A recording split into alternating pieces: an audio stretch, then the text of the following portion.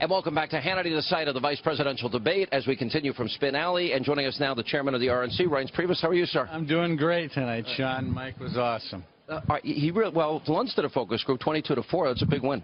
Yeah, it was a big one. He effectively prosecuted the case for Donald Trump and really laid out the case why Hillary Clinton's just been a total train wreck and everything that she's touched. And, you know, the fact that he was able to do that tonight was great, and we're looking forward to it for a good few days. All right, why the talking points before the debate that Mike won? I don't even know he ended up winning. It. Hey, but you know, we're so confident that he'd win that I'm not sure about that, but certainly he did a great job, and I thought that, you know, Tim Kaine was caught flat-footed on a few things like the Clinton Foundation, the email scandal. I mean, all the things that make her so unqualified to be president of the United States. You know, one of the things I liked about the debate is very substantive. I was a little surprised at Kaine's style, which was constant, nonstop, irritating interruption. Yeah, it was something else. And I was in the debate hall, so I haven't yet been able to look at it how everyone at home has seen it. But even just sitting there, it was unbelievable, the interruptions and the constant talking over Mike Pence. But he was cool as a cucumber.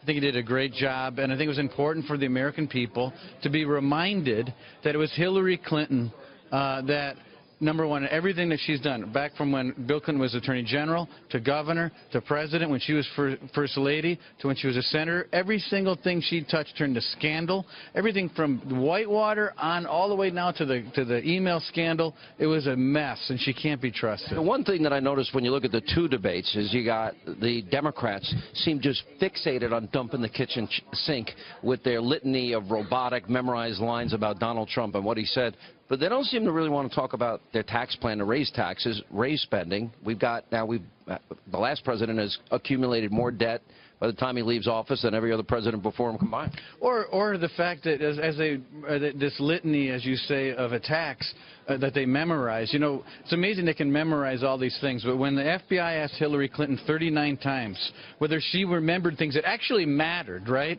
She said, I don't recall, I don't recall. She couldn't recall whether she was trained. She couldn't recall anything about things that have to do with her job as Secretary of State. Not to mention the fact that when she did do her job as Secretary of State, it was a mess. The Russian reset, Libya, Benghazi, ISIS that is growing out of control. On whose watch did this happen? Hillary Clinton's watch. And she has to answer for that. And Tim Kaine was prosecuted with that case tonight, and he had nothing to say about it. You know, it was pretty interesting. I thought we got more substance in this debate. We did talk about immigration. We did talk about the wall. We did talk about comprehensive reform, what they want, and Donald Trump's plan. We talked about vetting refugees. A lot of time spent on Iran, a lot of time spent on Putin, a lot of time spent on foreign policy. It seems when it goes substance, they can't defend the economic record of the last 8 years or the foreign policy record. Well, they can't defend the fact that she was the one in the unique position to actually solve these problems as Secretary of State. Who out there watching this has been Secretary of State? There might be, you know, maybe 4 or 5 of them out there. That's it. The rest of us, we weren't in the position that Hillary Clinton was in.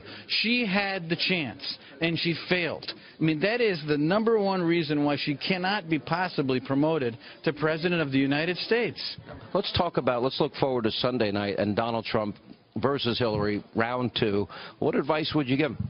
My advice would be always pivot back. I mean, I'd pivot back to Hillary, explain to the American people the things that she didn't do, and she had the chance. I think he did a great job at the debate last week. I think he's going to come even more prepared and more ready to go because, you know, it's been another, what's going to be 10 days now since the last debate. He's going to have that opportunity. And you get the chance to feel what that feels like on that stage. As a person who's never run for office before, he's going to come back. I think he's going to do great. And definitely doesn't have to answer her questions about his taxes, especially she's somebody that gave a lot of speeches to a lot of special interests and a lot of Wall Street firms and a lot of insurance companies. Why won't she release? I haven't heard in either debate. Why don't they ask for the release of those speeches? Well, the release of the speeches, but also, what about this fundamental question? How in the world did she make all this money? I mean, here they are, their entire lives at the backs of taxpayers. They've made $200 million giving speeches, selling her role as Secretary of State across the world, taking money in from foreign countries, making hundreds of millions of dollars, giving speeches to our students that are paying too much in college. And he has to answer a question as far as why he had a tax loss in 1995 and carried it over and built a multi-billion-dollar business. He's the private citizen. What do you think? Because it seemed like Donald Trump, after the controversy, went rock solid, on message, stayed on message. The polls all came around.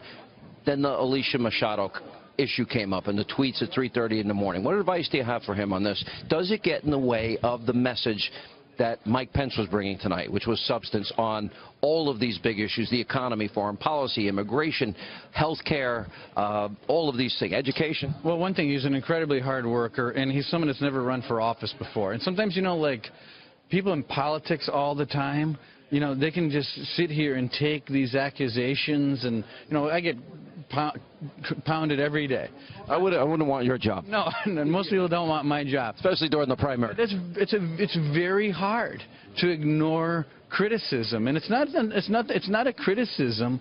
It's just that it's an attack. She's attacking him. She wants him to respond like Alka-Seltzer in water. What I'm saying is it's not a criticism to want to respond. When you're getting attacked, if you've never run for office before and someone's attacking you out of nowhere, it's a tough thing to take. I can remember the first time I ran for office. I remember the first letter to the editor in the Kenosha News. I thought my whole world was coming apart. Well, now I can, you know, that's like 100 a day now. Want to know what the first review of Hannity and Combs said?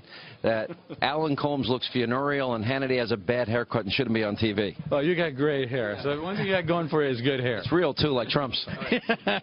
Well, anyway, so we really appreciate you being with us, and thanks so much. You got 35 days to go. You're predicting victory, and how's the ground game? Last question. I think it's going great. I mean, we're ahead. We're doing well in voter registration, early vote. But, look, this is coming down to the wire, and we're going to keep working hard. All right, Reince Priebus, chairman of the RNC. Good to see you. Thanks so much for being with us.